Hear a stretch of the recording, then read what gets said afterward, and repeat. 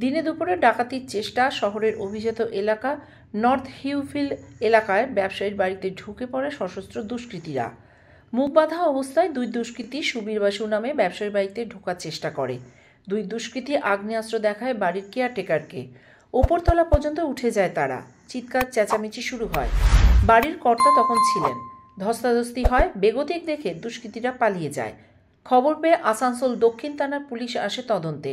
এলাকার CC camera footage সংগ্রহ করছে পুলিশ। এরকম কাজ করে খাবারটা নিয়ে আসছিলাম স্টাফের, আসেছি আর আমাকে ধরে নিয়েছি। কজন ছিল? আমি দুজন দেখলাম। দুজনের মধ্যে ওরা এই দিক দিয়ে দৌড়ে দিল হেঁটে, বাস আর কোনো জানতে পাইনি। মানে কি পুরা জোর আমি চিৎকার করে দিয়েছি। ওদের হাতে কি কোনো অস্ত্র ছিল? অস্ত্র মানে ওই খেলনা একটা রিভলভার না কিবোর্ড, এবারে আমার এরকম শোটা রেখেছি না স্যার, পুরো একদম মুখট ঢাকা দিল। এই দেখুন কালো মুখট। কজন এসেছিল, কিসে এসেছিল? না, আমি দুজনকেই দেখেছিলাম। ব্যুরো রিপোর্ট, আমার কথা।